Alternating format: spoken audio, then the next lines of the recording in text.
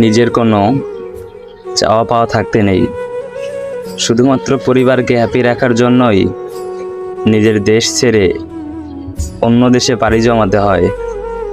হ্যাঁ, এটাই প্রবাস। পরিবারের সচ্ছলতা ফিরিয়ে আনার জন্য হাড়ভাঙ্গা পরিশ্রম করতে হয়, তাও এমন একটা জায়গায় যেখানে ভাই বোন, মা বাবা, আত্মীয় স্বজন কেউ থাকে না। অসুস্থ হলেও দেখার মতো কেউ নেই।